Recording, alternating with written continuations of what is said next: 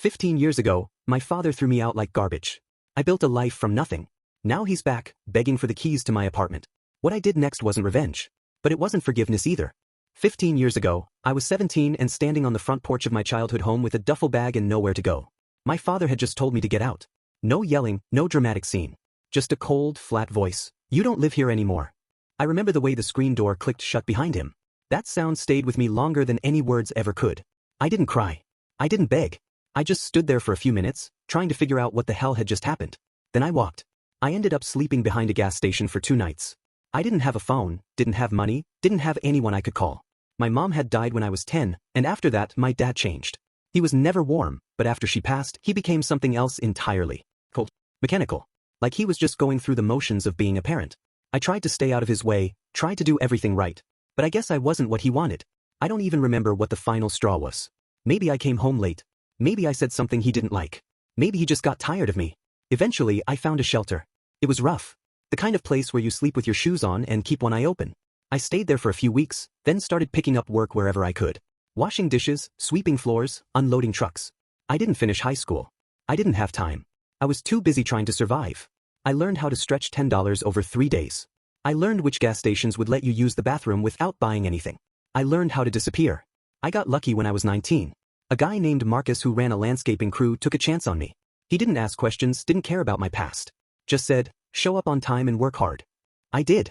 I worked like my life depended on it because it did. Marcus taught me how to run the business, how to deal with clients, how to manage a crew. After a few years, I saved enough to buy a beat-up truck and start my own thing. It wasn't glamorous, but it was mine. By 25, I had a small team, regular clients, and enough money to rent a decent apartment. Not fancy, but clean. I remember the first night I slept there. I locked the door, sat on the floor and just stared at the walls. It was the first time in years I felt like I had a place. Like I wasn't just passing through. I didn't decorate much. I didn't have people over. It was just me and the silence, and that was fine. I didn't talk to my father during all those years. Not once. He never called. Never asked where I was.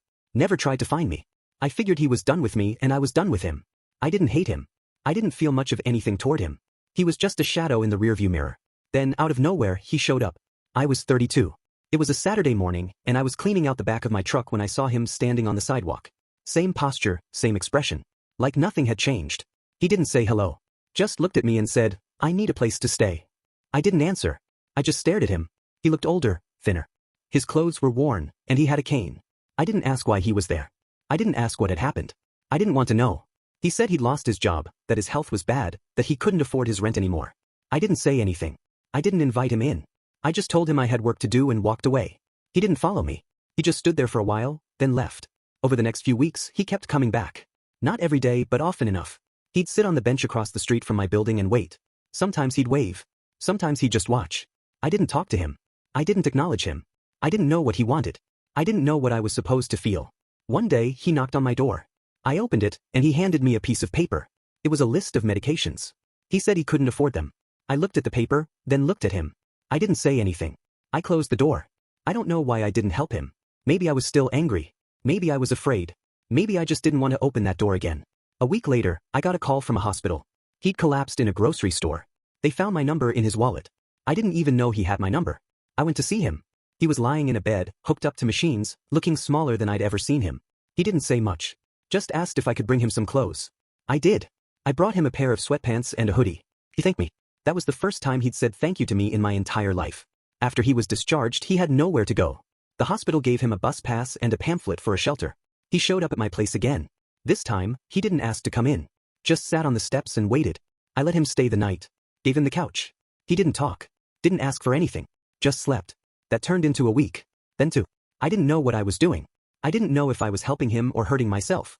He was quiet, kept to himself, didn't make a mess. But the tension was there. The weight of everything he'd done, or hadn't done, hung in the air like smoke. Then one morning he asked for the key. Not just to come and go. He wanted his own copy. Said it would make things easier. Said he didn't want to bother me. I didn't answer. I just stared at him. The man who had thrown me out like trash now wanted access to the only place I'd ever truly felt safe. I didn't know what to say. I didn't know what I owed him. I didn't know if forgiveness was something I was supposed to give, or if it was something he had to earn. I just stood there, holding the key in my hand, wondering what it meant. I didn't give him the key that day. I told him I needed time to think. He nodded like he understood, but I could see the disappointment in his eyes. Or maybe it was something else. Pride swallowed, dignity eroded. I don't know. I went to work that morning with the image of him sitting on my couch burned into my mind. He looked so out of place there. Like a ghost trying to live among the living. That night, I came home and found him cooking. Just scrambled eggs and toast. He didn't say anything, just pushed a plate toward me. I ate in silence. It was the first meal we'd shared in over 15 years. I didn't taste much. My mind was too busy replaying everything, every moment of abandonment, every night I spent alone, every time I wondered if I mattered to anyone. He started doing small things around the apartment. Cleaning, folding laundry, organizing the fridge. I didn't ask him to. He just did it. I didn't know how to feel about it. Part of me appreciated the help. Another part felt invaded. Like he was trying to rewrite history by being useful now. But I didn't stop him. I let it happen. One evening, I came home late and found him asleep on the couch with the TV still on. Some old western was playing. I stood there for a while watching him breathe. He looked peaceful. Vulnerable. I thought about all the nights I'd slept in my truck, all the mornings I'd woken up with frost on the windows and pain in my back. I thought about how he'd never once asked where I'd been, what I'd gone through, who I'd become. The next morning, I asked him why he'd come to me. Why now? He didn't answer right away. Just stared at his coffee like it held the truth. Then he said, "You're the only one I got." That was it. No apology. No explanation. Just that. I didn't know if it was supposed to make me feel better or worse. I didn't say anything. I just nodded and walked away. Weeks passed. He settled into a routine. I started to forget what it was like to live alone. Not because he filled the space, but because the silence had changed. It wasn't empty anymore. It was heavy. Full of things unsaid. I kept thinking about the key. It sat in my drawer, untouched. Every time I opened it, I saw it.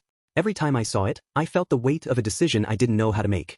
One night, I came home and found him sitting at the kitchen table with a stack of papers. Medical bills, eviction notices, letters from social services. He looked up and said, "I'm not going to be around much longer." I didn't ask what he meant. I just sat down and listened. He talked about his heart, his kidneys, the medications he couldn't afford. He talked about how he'd spent the last few years drifting from place to place, trying to hold on to whatever scraps of life he had left. He said he didn't expect me to forgive him. He just wanted to die somewhere that didn't smell like bleach and despair. I didn't cry. I didn't comfort him. I just sat there, trying to understand the man in front of me. He wasn't the father I remembered. He wasn't the man who'd thrown me out. He was just a broken old man trying to find a place to rest. I didn't know if that was enough. I didn't know if it should be. The next morning, I put the key on the table. He didn't say anything. Just picked it up and put it in his pocket. That was the moment everything shifted. Not because I forgave him. I didn't. Not fully. Maybe not ever. But I let him in. I let him exist in my space. I let him be part of my life, even if it was just the last chapter of his. He started calling me son again. Not often. Just in passing. It felt strange. Like a word borrowed from another life. I didn't correct him. I didn't embrace it either. I just let it hang there, like everything else between us. He got worse. Slower, weaker. Some days he couldn't get out of bed. I took time off work to help him. Bathed him, fed him, sat with him through the long, quiet hours. I hated it. Not because of the work, but because of what it made me feel. Anger, sadness, guilt. All tangled up in a knot I couldn't untie. One night he asked me if I hated him. I didn't answer. He said, "I wouldn't blame you." I still didn't answer. He looked at me and said, "I did what I thought was right. I was wrong." That was the closest he ever came to an apology. I nodded. That was the closest I ever came to forgiveness. He died 3 months later. In his sleep. Peaceful, they said. I buried him in a quiet cemetery outside the city. No service, no guests. Just me and the wind. I didn't speak. I didn't cry. I just stood there, wondering if this was closure or just another wound. I still live in the same apartment. Still run the same business. Life goes on. People ask me about my family, and I say I don't have one. Not because it's true, but because it's easier. I keep his key in a drawer. Not as a keepsake. Not as a symbol. Just because I don't know what else to do with it. Sometimes I think about that day on the porch. The way the door clicked shut. The way I walked away. I wonder if he ever regretted it. I wonder if I did. I don't have answers. Just memories. Some sharp, some dull. All of them mine. That's the story. No redemption arc. No dramatic reconciliation. Just a man who lost his father long before he died, and tried to make sense of what was left. If you enjoyed the video, don't forget to hit that like button and subscribe for more content like this.